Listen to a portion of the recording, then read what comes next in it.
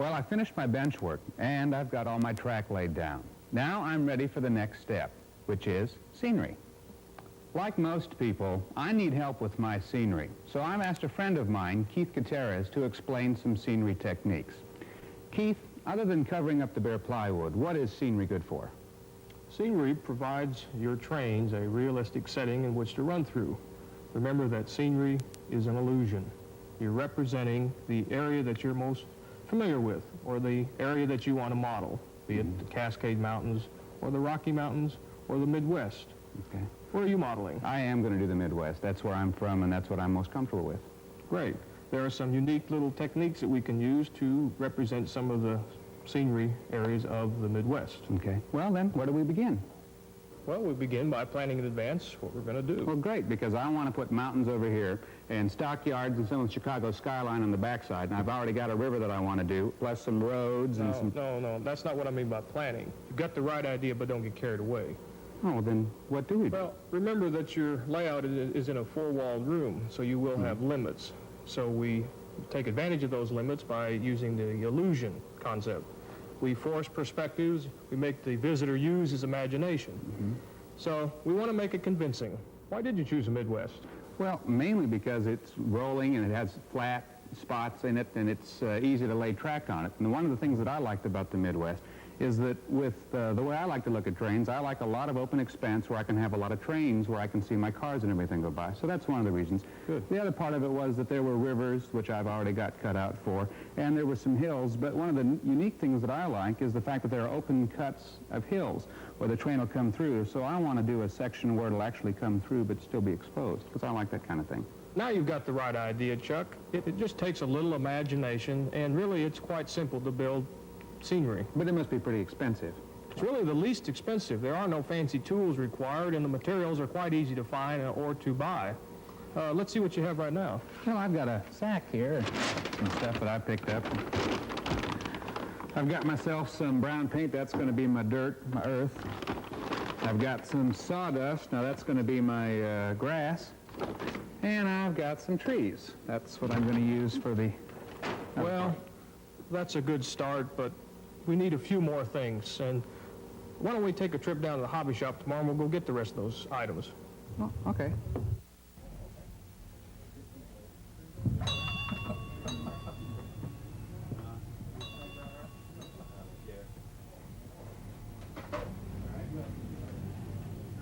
We only take the stuff, Chuck, that it's very hard for us to make ourselves. For instance, ground-up foam that's already been pre-colored. Well, it's just crushed foam? That's all it is. It's ground-up foam that's been painted, and there's different grades of it. And a lot of it goes a long way, so you don't really need a whole lot. Well, how many colors are we going to need? Well, I always like to pick about 3 different colors. A dark brown, a light brown, a dark green, a light green, and then something else in between. There are several different shades of greens and browns. Like here. Here, for instance, is a yellow grass. See, that's kind of a different, you don't have anything like that. No, okay. But it's a mixture. I always like to use different colors. Because nothing in nature is uniform, unless you get some farmer who's got a plowed field. But then it's still not all green. There's yellows and darks and lights mixed in. All right.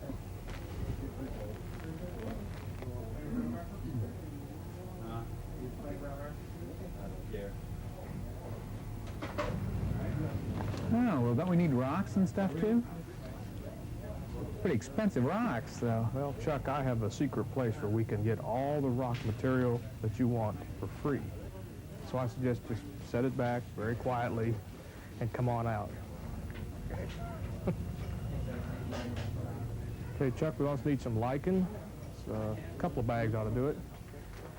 And some glue, good old white glue. I better get the large bottle.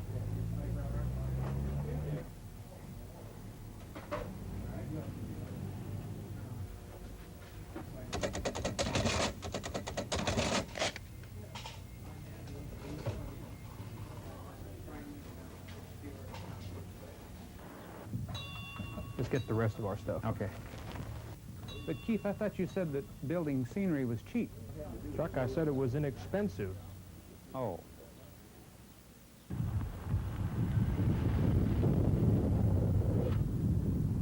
This is great. I can pick out any size, type, and color that I want.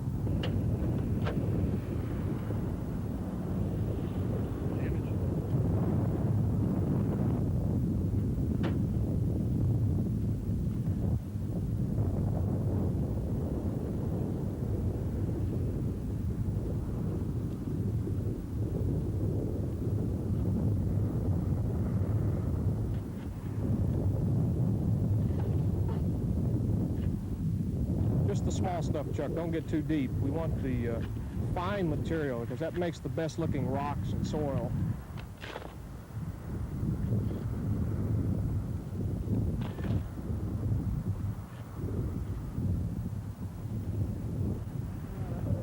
Why don't we go ahead and get a box full of that stuff? See, that's a nice different color. It'll blend real well with the lighter material that we've already picked up. That's the right kind of consistency. It crumbles real easy. That'll work real well for the scenery on your layout.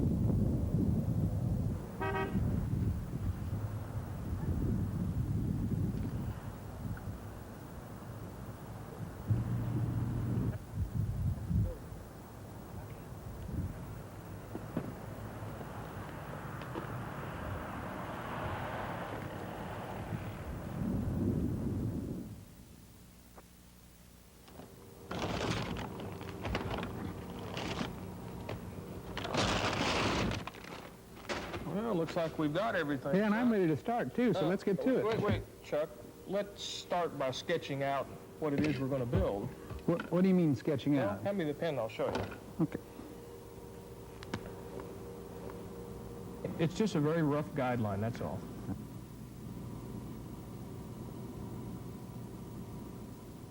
We'll just go ahead and kind of sketch in the boundary cut. Never thought of that. Like that. Let me go around to the front side and get the rest of that road. Okay, let me try to figure out where I want it. Well, Keith, what I had in mind was just running the road right along the side of the riverbed here and then bringing a curve and coming out and going across the track like. That's real hard to handle, so let's back it off just a little bit. We'll go ahead and bring it on across. Well, what am I going to do with all that space? Well, we can simulate the river bank actually being closer through some scenery techniques. We can put a grove of trees and some bushes right along in here, so we'll just kind of mark this off as the bank area next to the river where there's a lot of bushes. And over here, we're going to put some more hills, not mountains. Remember, this is the Midwest, not the Rocky Mountains. So we'll draw in some more contour lines here. Well, have we got anything else we need to mark in? Because I'm ready to start. Well, I've got a pretty good idea of what you want. Let's do it. Well, what do we do first? First thing I always do is protect my track. Okay. We're going to be slinging a lot of plaster here, and we do not want to have to come back and clean the plaster off the track later. I just use a strip of masking tape here and just cover the track and the ties. I had the short piece to do. I'll be through in just a second. Okay, you got all the ties covered there? Just about. Yep, that's good. Yep, got it. Okay, now that the track is all taped, we are ready to begin forming our basic ground contours. This is done very simply with lumps of newspaper. Just work it with your hands. Don't keep it all the same size. You just crumple them up. Tear them into smaller pieces so they're manageable, or if you have a large area, use a larger crumpled up piece of newspaper.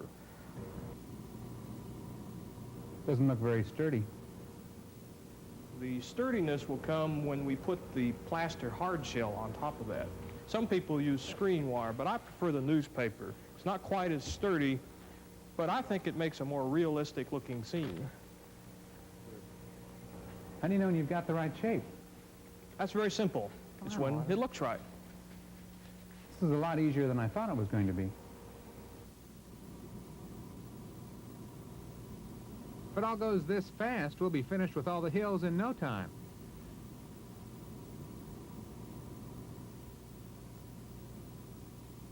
Can you hand me some more newspapers? Wait, help me, Chuck. Oh, thank you.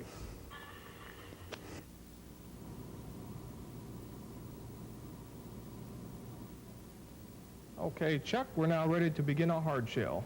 Okay, I'll so, tell you what, while you're getting some plaster mixed up, Huh. I'm going to go ahead and prepare some paper towels. okay. You mean I've got to mix this stuff now, Keith? Yeah, it's just mix equal parts of spackling powder and water to a nice soupy mixture that you're going to put your paper towels into. Well, here goes. Here's the spackling powder. Some of the water, let me... Go ahead and just throw all the water in. Okay. What is hard shell? Hard shell is just paper towels soaked in a plaster solution that when dried become very hard, take on the shape of our newspaper mounds.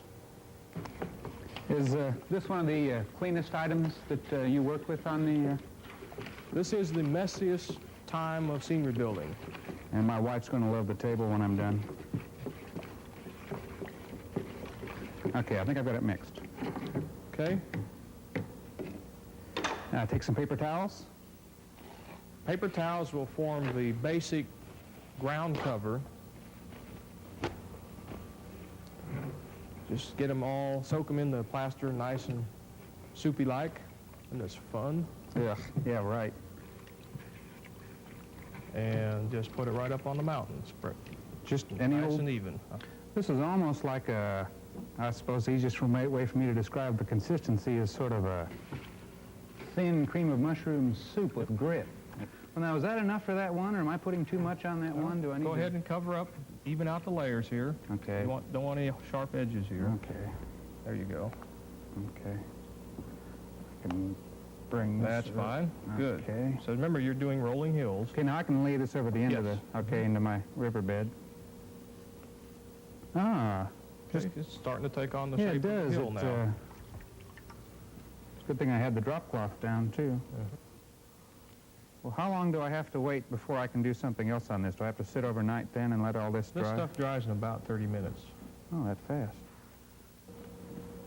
Okay, let me stick some paper into the river valley here. Okay. And what I'll do is you go ahead and drape in a piece of newspaper, a piece of paper towel.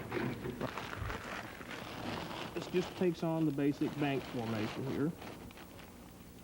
Okay, so I just Ah. drape the piece right over into the valley. Off of both sides?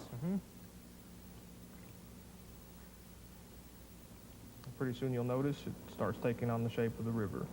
And press it flat against the board on the bottom, because that's your river bottom. Okay. Oh, I One see. piece won't make it, I so see. just use two. Okay. There you go. That's it. Ah. I need another paper towel. Well, that is a lot easier than I thought it was going to be. Well, now this paper toweling with all this spackling compound and everything, this is going to be pretty... It will become very hard, hard as a rock. And actually will take paints very nicely, and you can paint it to represent the area that you're familiar with. You may ask yourself, why even bother putting paper in Yes. on that cut? Well, the easiest way to look at that is, doesn't that look more natural now Yes. with an irregular bank than, Yeah. say, if it was just draped over? The newspaper always remains, unless you have a real tall mountain that's more or less hollow on the inside, and then you can take it out. Okay. Okay, remember to keep the river bottom flat. You're getting kind of sloppy there. Okay. Okay. So you got a lot of wrinkles here that we would have to come back later and take out Okay. or cover with the rocky material. But you can Okay. now see how this is. Well, my river bottom's not going to be totally flat, is it? We'll I come can- back in, but it's just one less thing we got to worry about. Okay. I've never yet seen a wrinkled river bottom. That's true. Because of the water, it does kind of... Water tends to keep it nice and smooth. Yeah. Plaster is water soluble while it's wet. So when you get a chance, you might want to wipe off Yes. the plaster that you've got on top of your bridge here with a little paper towel wet down with water.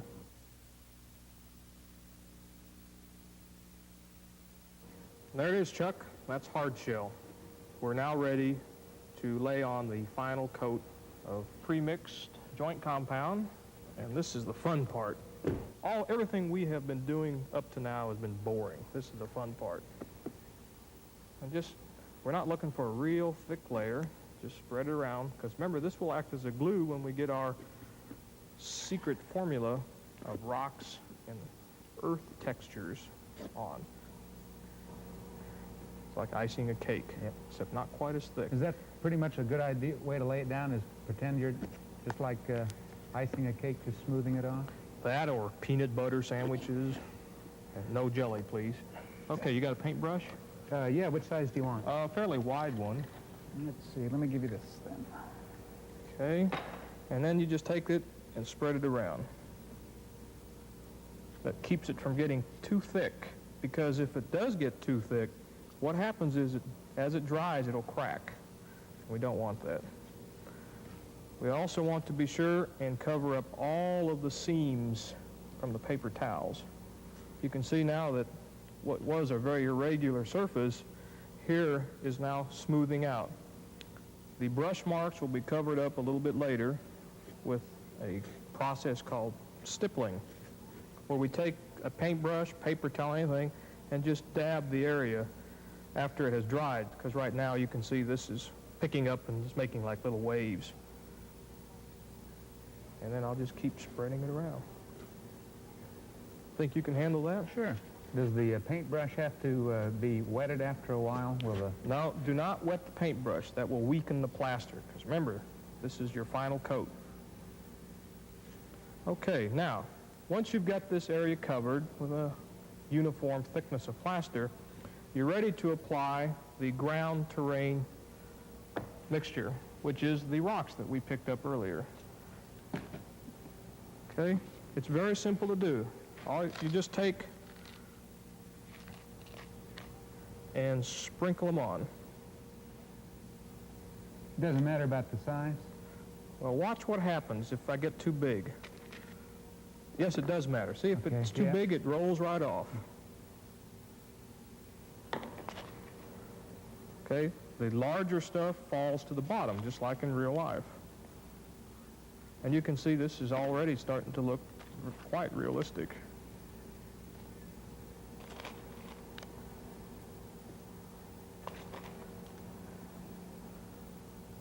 The closer you look at this type of terrain, the more detail you see. Thus, the more realistic it looks. How am I going to get the loose pieces to stay in? This will all be fastened down later with a mixture of glue and water. Well, if I'm going to use glue and water, that's going to change the color of the rocks then, right? Only while it's wet. White glue will dry clear. You won't see it. Okay, now, what you do after we've done this is remember that there's white plaster underneath this, so don't push into it because it'll cause the white plaster to come out. We will paint that a little bit later. After the plaster is hardened, any place that it's white, we will then paint it. Okay? And just kind of look around, see how it looks. Does it look natural? Very. To me, it looks a little bit like a rock slide or a... Right, because remember, this is a fairly steep slope, so there won't be too much hanging on it. Looks like erosion has already worked That's right. into the hill now, the way you've got it down there. And just go ahead. It goes very fast, as you can see. In fact, you can actually just lay it on just like that.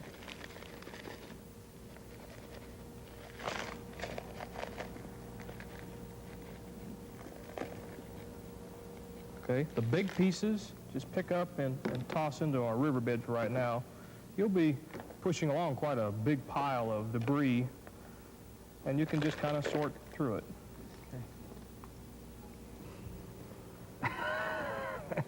What, you going to make a boulder? What do you need all the big rocks? Does it look a little out of place? Just a hair. Just Well- a little bit. If it looks out of place, take it off. How about this one? Now, a Oh. little, yep. Well, what you can do is push it in place, and then, just like in real life, put some small stuff around it, okay? In other words, it's now part of the scene. It just wasn't dropped in there out of clear blue sky. And that's the basic concept right there. Well, let me get started on the rest then. Oops. Got to put a little bit more than I thought.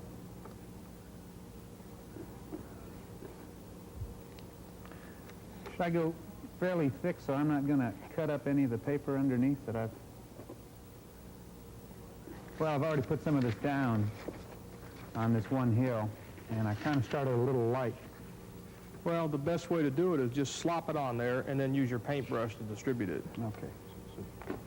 Now, is that enough for a working area for me to start? Because I've got... It will not take you very long to Okay. use your paintbrush. Here. All right.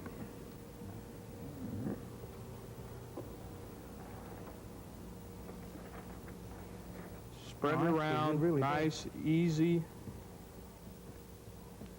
Spread it around into a medium thickness. Just a cheap old plastic paintbrush works real good. Remember, what you're trying to do is provide a base for the rocks to be stuck into. Well, now I've come down off of the hill. Do I get right up, like I'm right next to the roadbed now? So do I... Just come up to the roadbed, but don't go past it. Okay. That's one of the reasons why we put the masking tape on the track, because that plaster is real hard to get off. What about the road? How close can I come to the road? We will eventually put another layer of plaster over that, so just stay off of it for right now. Okay. Okay, once you get it distributed, just continue on. Okay. Now, is that enough for me to start putting rock down, or do I want to go ahead and... No, that's fine. When we dug up the rock, we dug up gray and brown. Can I use intermittent colors, or should I... Yes. Okay, so I can... You may mix and match to your heart's content. Oh, I'm going to sprinkle some brown. Oh, come on, Chuck. First. Don't be such a pussyfoot. Just Take dump that it on- thing and just dump it on there. Because you can always go back and brush it off later. Here's the secret. Okay. Go through there and pick out all the stuff that doesn't fit. Oh, that's no problem. I can spot that right up. And then where we've uncovered some of the plaster, just pat some of the material down a little bit. Okay. But see, it goes real fast. Mm-hmm. Mm-hmm. Okay? What's the rule of thumb? Should I try to do the whole area, or as much as I can work with at one time? This stuff will stay wet for quite a while, so whatever you feel comfortable with. Okay. Okay, so now I can go start... ahead and start on the All right, other I'll hill. do the other hill. Oh, I just can't believe that... Don't press too hard on it. Remember, Okay. that's hard shell, meaning thin. All right. It's not made of steel. No, it's made of plaster.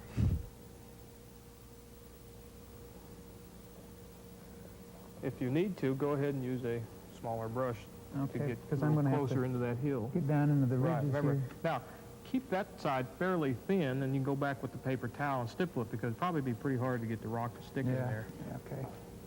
I haven't had this much fun. This ought to be against the law. This is too much fun. It works. It's pretty easy to move this stuff. I was surprised. I figured it would set up faster than it. Okay, that's fine. Okay. Go ahead and pour the rocks on. What I was thinking about was doing a light cover over the top and let it fall down into the bottom Fine. of it. Just And- do it. That's the neat thing about this. If you don't like it, you can just wipe it up and try it again. Yep, it's a little bit too big. If you don't like it, you can just wipe it up and start over again.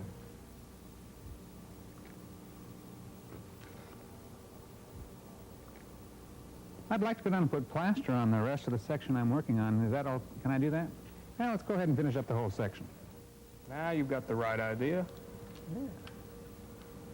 What a mess I'm making.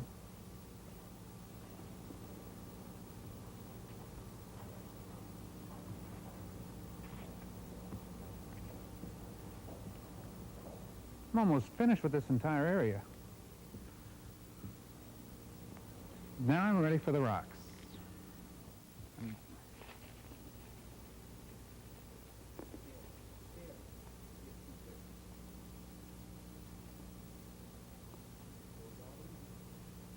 Doesn't look too bad.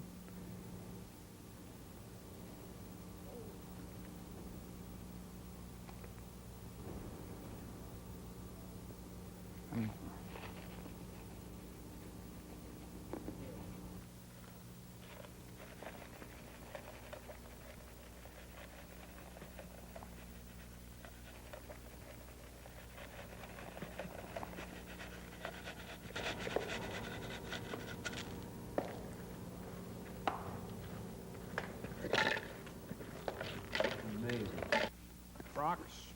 Hand me the irregularities, please.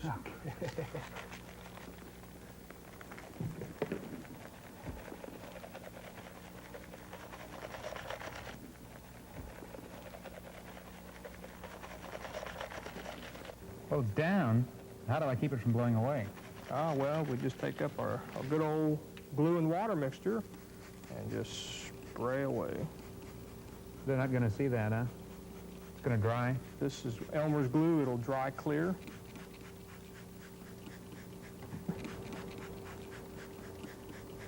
You can actually do several layers.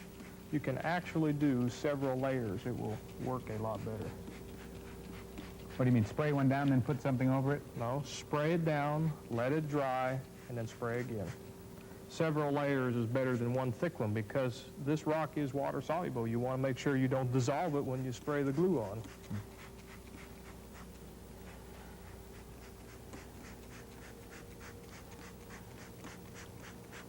And this will take about 24 hours to dry. Both the glue, the rock, and the plaster.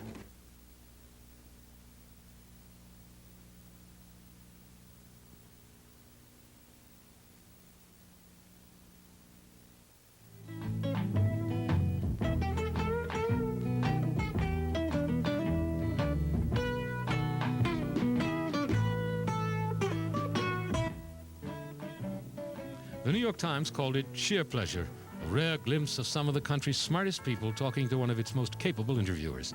Don't miss a single episode from the critically acclaimed series, A World of Ideas with Bill Moyers, coming to public television starting Sunday, January 28th.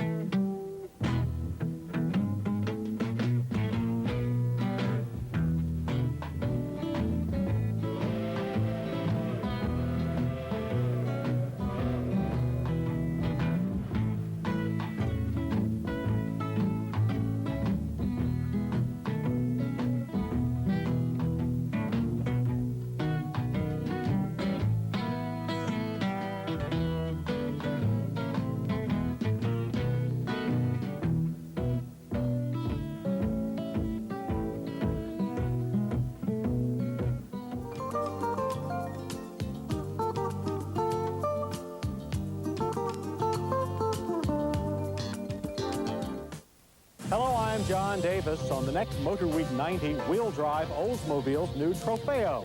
We'll see if Pat Goss can find his way to solving car problems for our viewers. Craig Singhas will lose his way on the high road when he tries to drive Oscar Mayer's Wienermobile.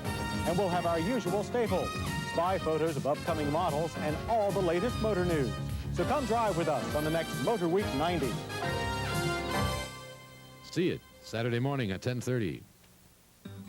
Hi, I'm Norm Abram. Welcome to the new Yankee Workshop, where next time we'll build this rocking horse. The original was built over 150 years ago and is one of the treasures of Old Sturbridge Village. So if you'd like to own a horse that you don't have to feed, join me next time, right here on the new Yankee Workshop. Whoa, boy. Saturday at 11:30. On the next Wonderworks. Why does Papi keep talking about Mexico? What does it mean in these files when the same person has two names? Are we being deported? Samuel de la Cruz will never be deported, mija. Stay with your family, Martha, okay? Because that's the best thing you got. The conclusion of Sweet 15 on the next Wonderworks. Tune in tonight at 7. This year, do it yourself with a brand new season of Home Time. Join your hosts Dean Johnson and Joanne Liebler as they take you step by step through all kinds of new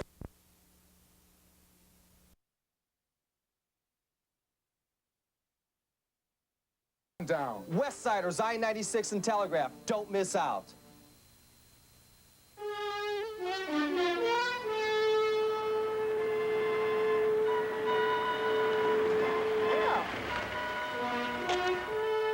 Kathy told me you were leaving. Well, I wanted to say goodbye, but you were in with Mr. Lambert. Couldn't you possibly stay a little longer? It would mean so much to Davy. I wish I could. I'm sorry. Where do you get your ride to Louisville? I can take you